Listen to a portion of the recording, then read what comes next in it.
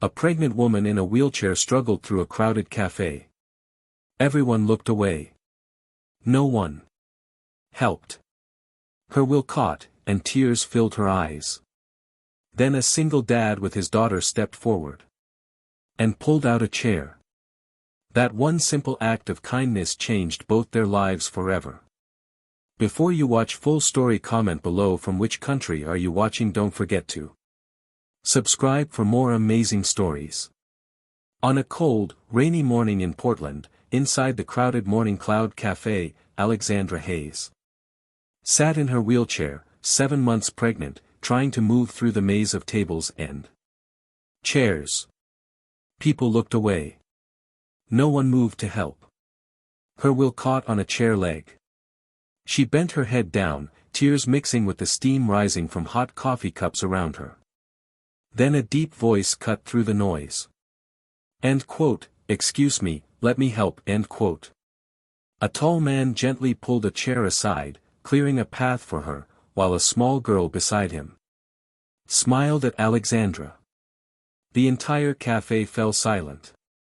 Alexandra Hayes was 29 years old with long blonde hair and a face that would have been beautiful if not for the exhaustion written in every line. 2 years ago, she had been an interior designer at Whitestone Design, one of the most famous firms in the city. She had an office with windows looking over the river. She had clients who trusted her ideas. She had a future that shined as brightly as the modern furniture she loved to design. Then came the accident. A drunk driver. A guardrail. The sound of metal crushing metal. When Alexandra woke up in the hospital, she could not feel her legs. The doctors spoke in careful, quiet tones about spinal cord injuries and recovery. They used words like end quote, permanent end quote, and end quote, adaptive end quote, but the hardest word was the one her boyfriend said when he walked out of her hospital room and never came back. Leon Walker had been handsome, smart, and very convincing when he promised her forever. But forever ended the moment he learned she was pregnant. He had been the one driving that night. Too drunk to see the road, too angry to care.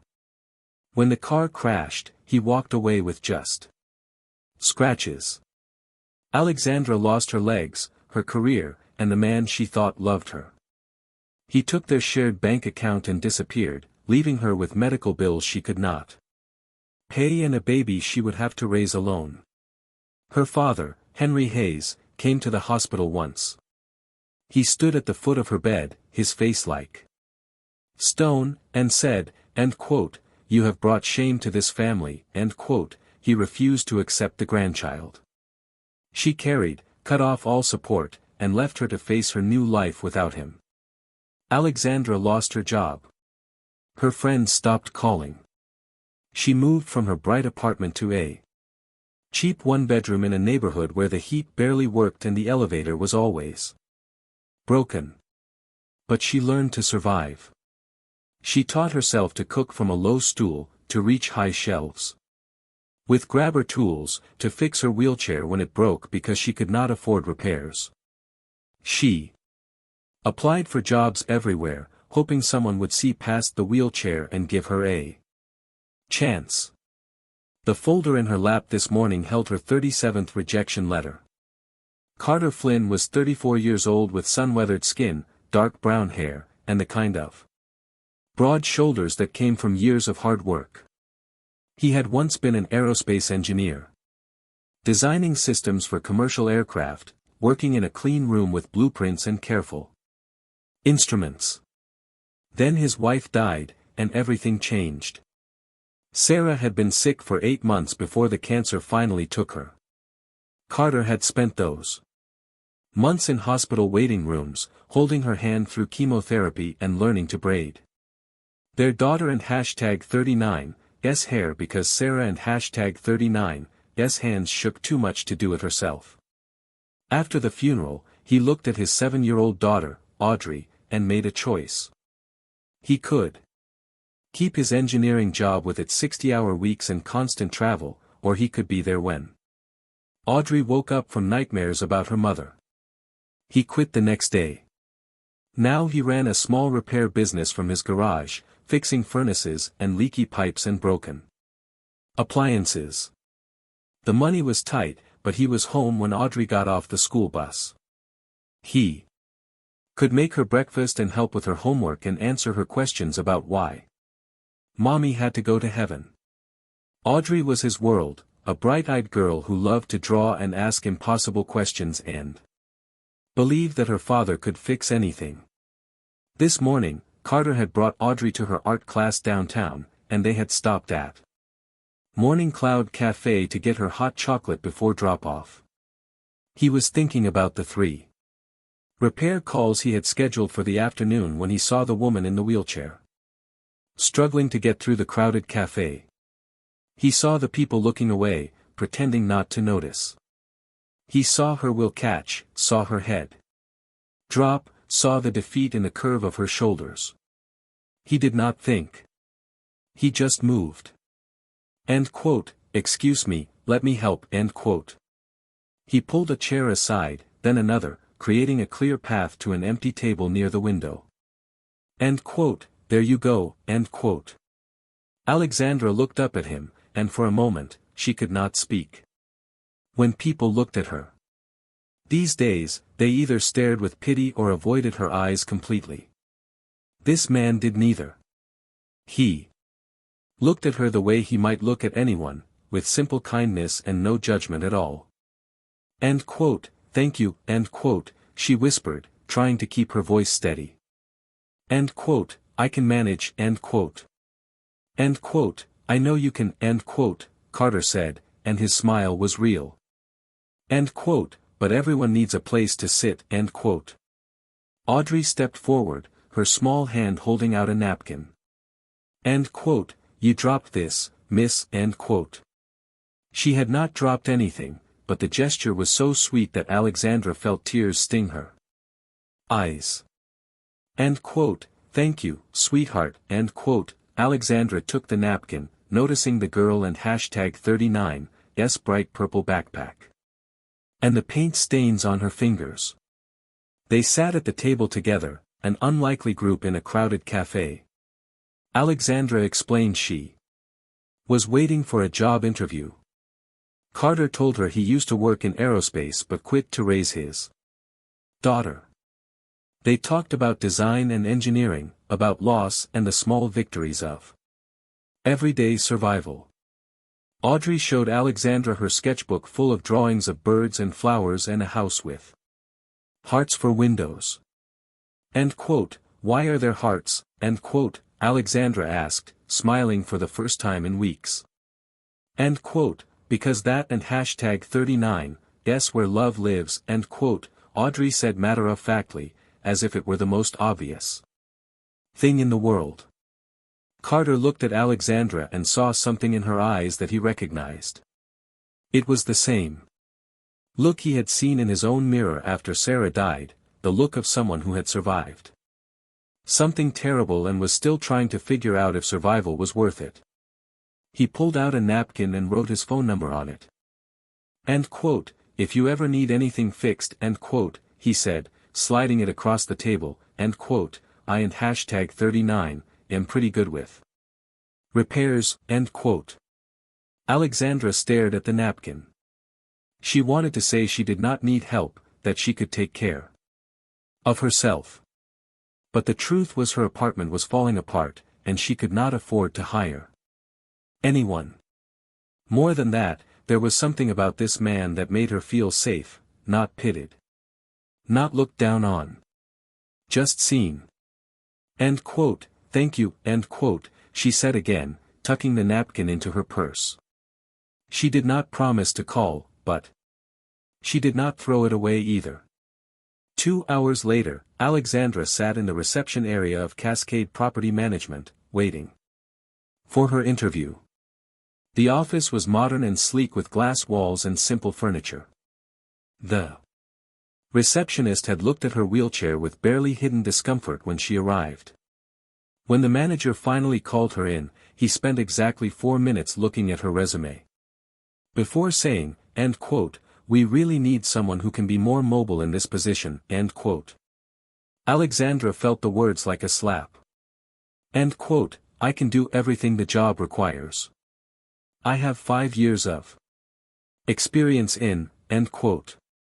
End quote, I and hashtag 39, am sure you and hashtag 39, very capable, end quote, the manager interrupted, already standing. End quote, but we need to move in a different direction. Thank you for coming in, end quote. She left the building and sat in the rain, looking up at the tower where people with working legs and stable lives moved from floor to floor, never thinking about how lucky they were. The rain soaked through her jacket. Her wheelchair squeaked as she turned toward the bus stop. She thought about going home to her empty apartment, to her nearly empty bank account, to the eviction notice she had received yesterday. When she got home, she tried to move through the narrow doorway, but her wheel caught on the torn carpet. She pushed harder, and the sudden movement threw her forward. She caught herself on her hands, but pain shot through her wrists. She sat on the floor of her apartment, looking at the high shelf she could not reach, the leaking faucet she could not fix, the pile of bills she could not pay. Her phone was across the room. She crawled to it, her pregnant belly making every movement hard and tiring. When she finally held it in her hands, she saw the old napkin tucked into her phone case. Carter and hashtag 39, S number written in neat block letters. She stared at it for a long time. She had spent 2 years learning to do everything herself. Refusing to ask for help, refusing to be a burden. But sitting on the floor of her broken apartment, 7 months pregnant and completely alone, Alexandra realized that survival was not the same as living. She dialed the number. Carter answered on the second ring. He was under a sink, wrench in hand, when he heard her voice. End quote, I and hashtag 39, am sorry to bother you, end quote, Alexandra said, and he could hear the shake beneath her words. End quote, I.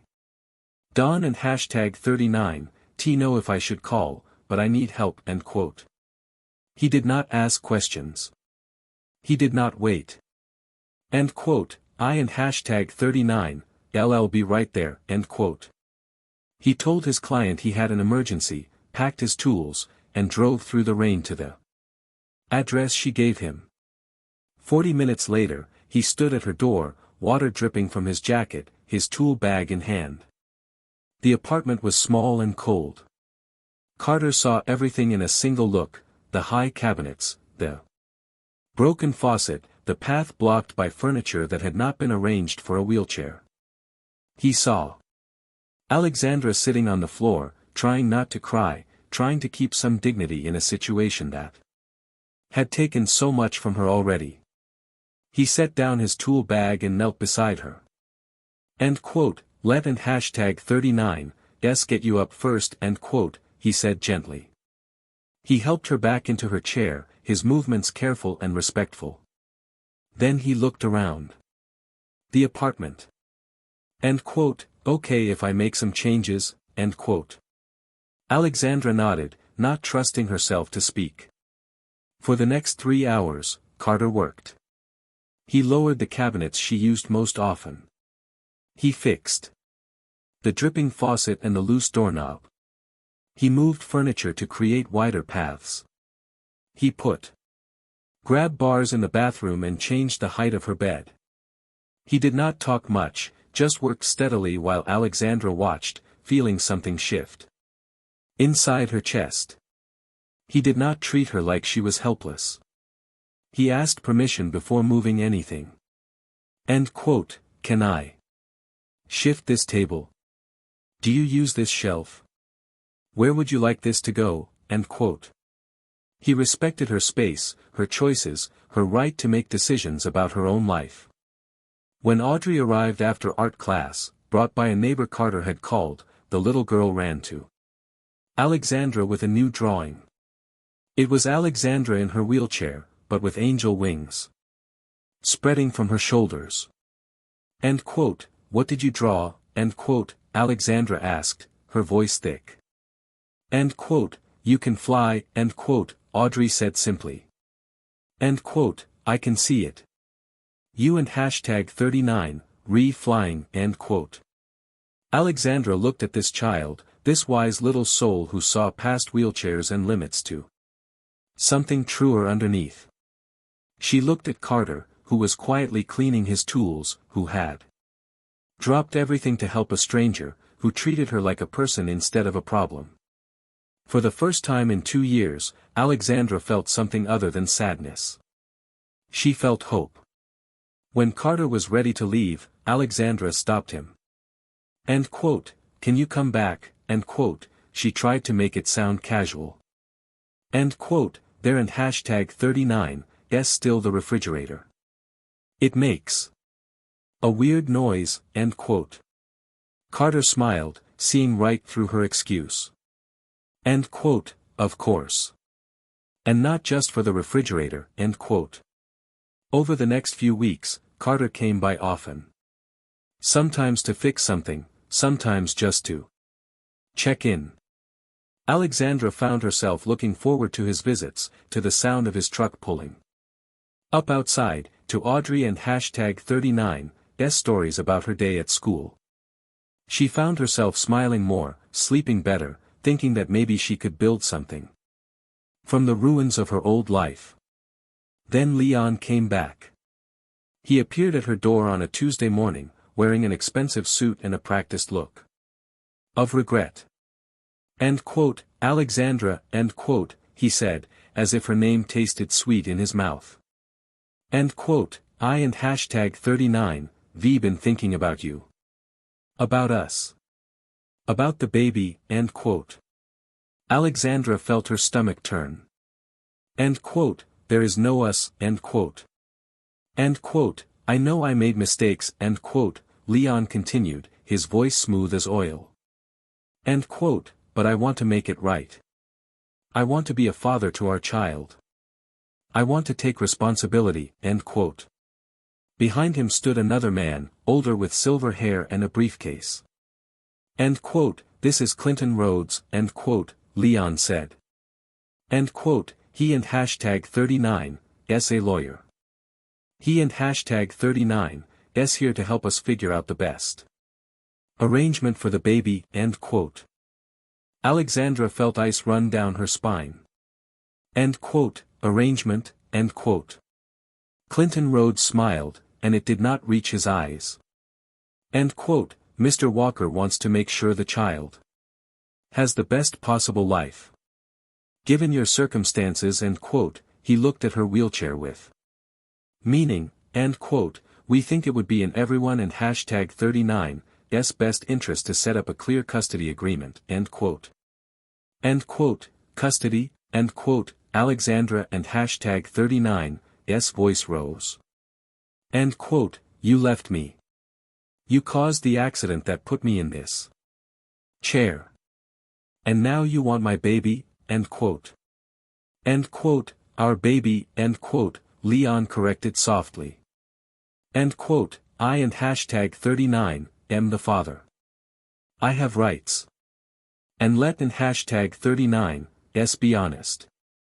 Alexandra, how are you going to take care of a child when you can barely take care of yourself, end quote. The words hit like physical blows. Alexandra had spent months preparing to raise this child. Alone, reading books about parenting from a wheelchair, setting up a nursery in her tiny apartment, learning to do everything one-handed while holding a baby. And now this man, the one who had destroyed her life, was threatening to take the one thing she had left. End quote, get out, end quote, she whispered. End quote, we and hashtag 39, not leaving until you look at our offer, end quote, Clinton said, pulling papers from his briefcase. End quote, we and hashtag 39, offering you $50,000 to sign over custody. You can visit the child, of course, but main custody would go to Mr. Walker and his family, end quote. End quote, I said get out, end quote, Alexandra and hashtag 39's voice broke, and she hated herself for it.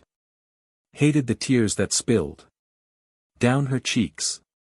Hated the way they looked at her with something between pity and disgust. Leon leaned in close. End quote. You and hashtag 39, re just a cripple living in a slum. Who and hashtag 39, going to believe you can be a mother? Think about what and hashtag 39, best for the baby, not your pride, end quote. The door opened behind them. Carter stood there, having let himself in with the spare key Alexandra had given him. He took in the scene in an instant, Alexandra and hashtag 39, tears, the lawyer and hashtag 39, briefcase, Leon and hashtag 39, smug face. End quote. She asked you to leave, end quote, Carter said quietly, but there was steel beneath the words. Leon turned, sizing Carter up with clear contempt. End quote. And who are you? The handyman? This is a family matter, end quote. End quote. I and hashtag 39, am someone who respects her, end quote, Carter said. End quote, which is more than you ever did, end quote, he stepped forward, making his size clear. End quote, you need to go now, end quote. Clinton Road straightened his tie. End quote, we and hashtag 39, LL be back with a court order if necessary. Mr. Walker has rights, and we plan to use them, end quote. He handed Alexandra a business card. End quote, think about our offer. $50,000 or a long, expensive legal battle you cannot afford, end quote. After they left, Alexandra sat shaking. Carter knelt beside her chair, his hands gentle on hers. End quote, Don and hashtag 39, sign anything, end quote, he said. End quote, we and hashtag 39, LL find a real lawyer.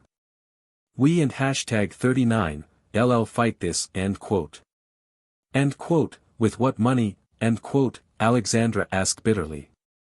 End quote, I can and hashtag 39, even afford to fix my toilet without help. How am I supposed to hire a lawyer to fight Leon and his family, end quote. End quote, we and hashtag 39, LL figure it out, end quote, Carter promised. But even as he said it, he felt a cold weight in his chest. Because he had recognized something. About Leon Walker, the expensive suit, the confident smirk, the way he talked about the accident as if it were nothing. That night, Carter could not sleep. He sat at his kitchen table with his laptop, searching through news files, following a thread of memory that would not let him rest. 3 years ago, there had been a drunk driving accident on the Morrison Bridge, a hit and run. The other car had been driven by a woman named Sarah Flynn, who died 2 days later in the hospital. The driver of the first vehicle had never been caught, but witnesses had reported a luxury sedan with damage to the front end. Carter pulled up the police report he had filed after Sarah and hashtag 39's death. He looked at the photos of her car, the angle of impact, the description of the other vehicle. Then he searched for Leon Walker, found his business address, and scrolled through photos on the company website. There, in the parking lot behind Leon and hashtag 39's office, was a silver sedan with a barely noticeable repair to the front bumper. Carter and hashtag 39's hands began to shake. He cross-checked the dates. Leon and hashtag 39's accident with Alexandra had happened 8 months after Sarah and hashtag 39's death. The timeline fit. The vehicle matched. Leon Walker had not just destroyed Alexandra and hashtag 39's life. He had destroyed Carter and hashtag 39's too. The next morning, Carter drove to Alexandra and hashtag 39's apartment. She saw something different in his face, something dark and barely controlled. End quote, what and hashtag 39's wrong, end quote, she asked. Carter sat down across from her and told her everything. He showed her the police reports, the photos, the evidence that Leon Walker was likely responsible for Sarah and #39's death, as well as the accident that had left Alexandra unable to walk. As he spoke, Alexandra and #39's face went white. End quote, "He killed your wife," end quote, she whispered. End quote, "Yes," end quote, Carter said. End quote, "And he and #39's trying to take your child," end quote. They sat in silence, two people bound by grief and injustice, understanding that they were no longer just fighting for custody. They were fighting for justice itself. End quote, "What do we do?" end quote, Alexandra asked. End quote, "We go to the police," end quote, Carter said. End quote, "We get a real lawyer, and we make sure he pays for what he and #39's done," end quote, he reached across and took her hand. End quote, "You and #39, we're not alone anymore. We fight this together," end quote. Alexandra looked at this man who had pulled out a chair for a stranger in a cafe, who had fixed her apartment without being asked, who had opened his heart despite his own pain. She looked at him and understood that some connections go deeper than romance. Some bonds are made in shared suffering and the refusal to let evil win. End quote, "Together," end quote, she agreed. Carter found a legal aid organization called Justice for Victims, run by a young lawyer named Bridget Cole, who took their case right away. Bridget listened to their story, reviewed the evidence Carter had gathered, and made a series of phone calls that set things in motion. She contacted the district attorney and #39's office about Sarah and #39's hit-and-run case. She filed a motion to challenge Leon and #39's custody claim. She collected traffic camera footage, police reports, and medical records. Leon and Clinton Rhodes fought back hard. They hired a PR firm to plant stories in local media, suggesting Alexandra was mentally unstable. They claimed Carter was manipulating a weak woman. They filed countermotions and demanded psychological tests. They tried to bury Alexandra and Carter in paperwork and legal fees. But they made one critical mistake. They thought two people with nothing left to lose would be easy to beat. The court date arrived on a gray morning in late autumn. Alexandra sat in the courtroom wearing the one professional dress she still owned, her wheelchair positioned at the plaintiff and #39's table. Carter sat behind her, his hand on her shoulder. Audrey was with a neighbor, safe from the ugliness about to happen. Leon walked in looking confident, Clinton Rhodes at his side. They had clearly expected this to be quick, a formality before they got what they wanted. They had not expected Bridget Cole to be quite so prepared. Bridget presented everything, the timeline of the two accidents, the match between the vehicle description and Leon and #39's car, the repair records showing Leon had body work done on his sedan in the weeks after Sarah and #39's death, the blood alcohol report from Alexandra and #39's accident showing Leon had been legally drunk, the bank records proving he had stolen from their shared account. End quote, "Your Honor," end quote, Bridget said, her voice clear and steady, end quote, "Mr. Walker is not here because he wants to be a father. He and #39's here because he wants to control the evidence. He wants to silence the woman who can testify about his drunk driving. He wants to make sure that the child born from his actions can never speak against him," end quote. Clinton Rhodes stood up, his face red. End quote, "This is a wild conspiracy theory. My client has every right to," end quote. End quote, "Your client," end quote, Bridget interrupted, end quote, "is a killer," end quote. The word hung in the air. People in the gallery gasped. The judge leaned forward. Bridget continued, end quote, 3 years ago, Sarah Flynn died after being hit by a drunk driver who ran away. The police never caught him. But we have now, end quote. She displayed the evidence on the courtroom screen, the matching vehicle, the timeline, the repair records. End quote, Leon Walker killed Sarah Flynn. 8 months later, while drunk again, he crashed his car and left Alexandra Hayes unable to walk. He is not a father seeking his rights. He is a criminal trying to escape justice, end quote. Carter stood up from his seat, unable to hold back any longer. End quote, you took my wife, end quote, he said, his voice breaking. End quote, you took her from me and from our daughter. And you left us with nothing but grief, end quote. The judge banged his gavel. End quote, Mr. Flynn, please sit down, end quote. But Carter could not sit. 3 years of pain poured out of him. End quote, she was 32 years old. She loved sunflowers and terrible jokes and our daughter more than anything in the world. She fought cancer for 8 months, and she was winning. She was going to live. And then you got drunk and drove your car into hers and killed her, end quote. Leon and hashtag 39's confident mask cracked. End quote, I didn't and hashtag 39, I never, end quote, he looked at Clinton Rhodes with panic.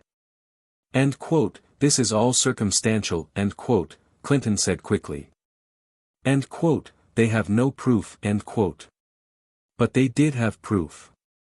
The police, armed with new evidence, had obtained a warrant to search Leon and hashtag 39's property. They found the original bumper from his car, which he had kept in his garage. It still had traces of paint from Sarah and hashtag 39's vehicle. DNA testing on fabric caught in the damaged bumper matched Sarah and hashtag 39's clothing from the night she died. The courtroom erupted. The judge called for order. Leon tried to leave, but officers blocked the doors. Within minutes, he was read his rights and arrested, not just for drunk driving, but for vehicular manslaughter and hit-and-run resulting in death.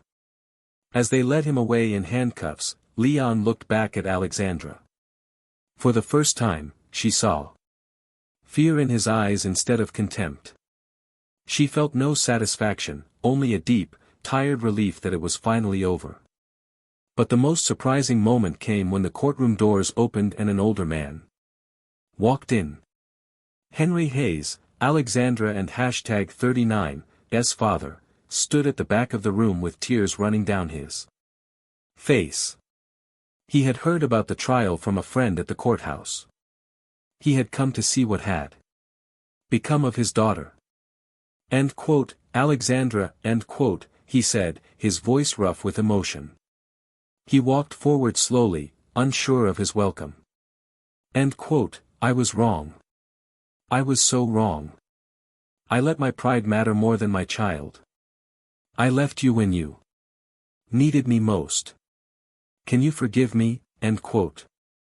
Alexandra looked at the father who had called her a shame to his family, who had cut her off and left her to struggle alone. She could have turned him away. She had every right to refuse him.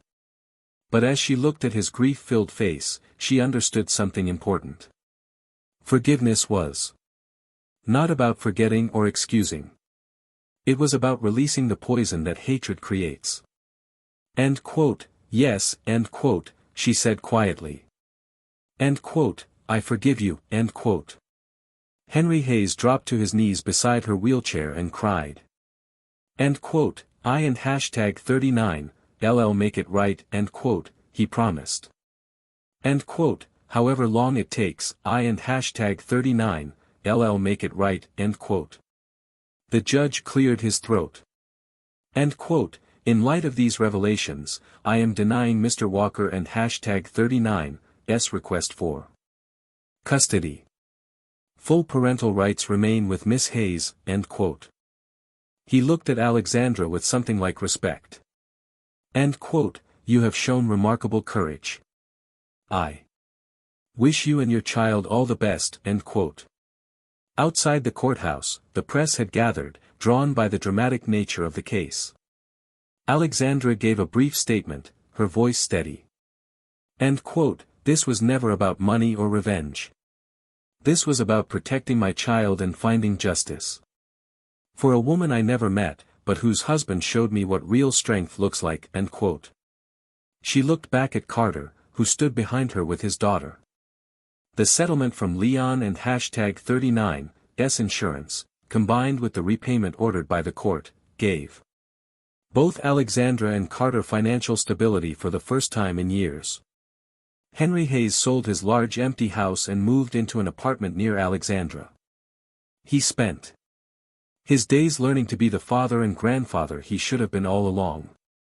Alexandra used part of her settlement to open a small design studio specializing in accessible interior design for people with disabilities.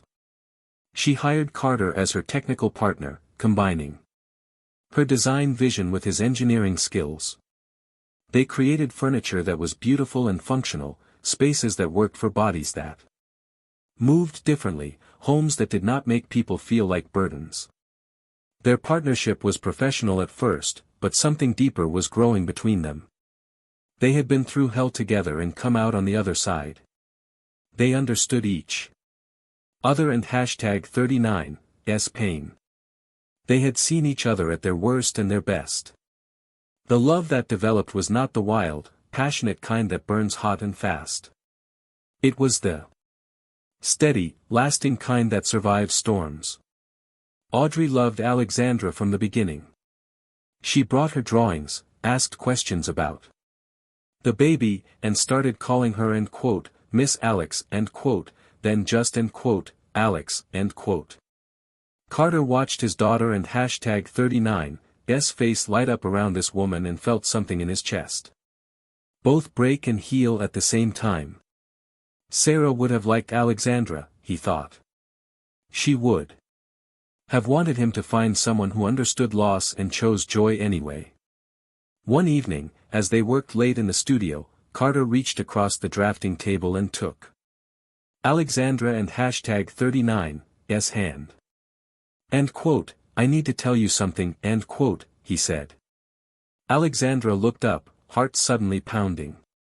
End quote, when I pulled out that chair in the cafe, I thought I was just being polite, end quote, Carter said.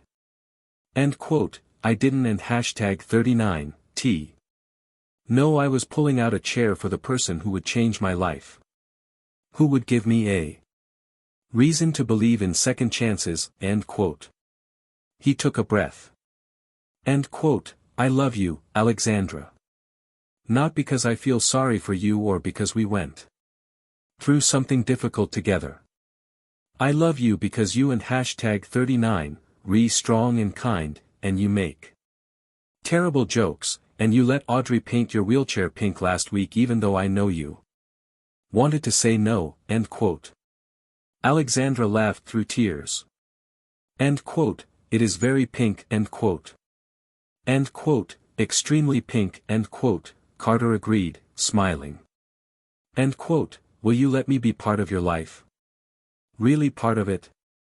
Not just as a friend or a business partner, but as someone who wants to wake up next to you and raise kids together and fix broken faucets at 2 in the morning, end quote. End quote, that and #39's the most romantic thing anyone has ever said to me, end quote, Alexandra said. And she meant it. Because it was not about grand gestures or perfect words.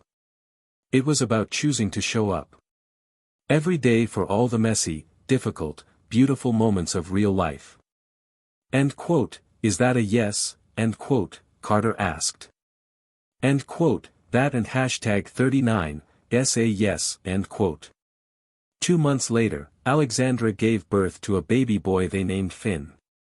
Carter was there for the whole thing, holding her hand through contractions, cutting the umbilical cord, holding the baby. With the skill of someone who had done this before. Audrey, allowed into the room after Finn was cleaned up, kissed her new brother on the forehead. And whispered, "Hi, Finn. I and #39, am your big sister. I and #39, I'll teach you how to draw." Henry Hayes stood in the corner, tears streaming down his face, holding a stuffed elephant he had bought from the hospital gift shop. "Thank you," he said to Alexandra. "Thank you for letting me be here." Alexandra looked at her father, at Carter, at her children, at this family that had been built from broken pieces. "Thank you for coming back," she said. 6 months after Finn was born, on a bright Saturday morning, Carter loaded everyone into his truck and drove to Morning Cloud Cafe. It was the first time Alexandra had been back since that rainy day when a stranger had pulled out a chair and changed everything. The cafe looked exactly the same golden light on the wooden floors, the same smell of coffee and cinnamon, the same mix of hurried customers and lazy weekend readers. Carter parked and helped Alexandra with her wheelchair, now decorated with pink flowers that Audrey had painted. Finn slept in a carrier strapped to Carter and #39's chest. Audrey ran ahead, bursting with excitement. When they entered, a few people looked over, then went back to their drinks. But Audrey would not let them be ignored. She ran to an empty table by the window and pulled out a chair with great ceremony. "This one and #39's for you, Alex," she announced loudly enough for half the cafe to hear. Alexandra wheeled over, her face bright with laughter. She settled into the space, and Carter sat beside her, still wearing their sleeping baby. Audrey climbed into the chair on Alexandra and #39's other side and started coloring on napkins with the crayons she always carried. Carter looked at Alexandra, at her hand resting on his arm, at the light in her eyes that had not been there 8 months ago. "Do you remember what you were thinking that first day?" he asked quietly. Alexandra considered the question. "I was thinking that I didn't and #39 exist. That I had become invisible. That the world saw a wheelchair and nothing else." "And now?" "Now I think visibility is overrated," Alexandra said, smiling. "What matters is being seen by the right people." Carter leaned over and kissed her forehead, careful not to wake Finn. "I pulled out a chair for a stranger once," he said. "Now she and #39's my home." Audrey looked up from her drawing. "Can I be in your home too?" "You already are, sweetheart," Alexandra said, touching the girl and #39's hair gently. "You were there from the beginning." They sat in the cafe as the morning light grew stronger, as customers came and went, as life moved around them in its endless hurry. But in their corner by the window, time felt slower. Sweeter, like something precious they had all learned not to take for granted. Because sometimes kindness is not about grand gestures or perfect moments. Sometimes it is just about pulling out a chair, about making space for someone when everyone else looks away. About choosing again and again to see the humanity in another person even when the world makes it easy to ignore. And sometimes that one small choice changes everything. The chair becomes a threshold. The stranger becomes family. The loneliest moment becomes the beginning of coming home. The cafe door opened, letting in the sound of the city and a gust of cool morning air. Somewhere in the background, the espresso machine hissed and gurgled. Audrey hummed while she drew. Finn made small sleeping noises against Carter and #39's chest. And Alexandra looked around at this life she had built from ruins and thought that she had never been more grateful to be seen, to be known, to be exactly where she was. Outside, rain began to fall again. But inside, everything was warm.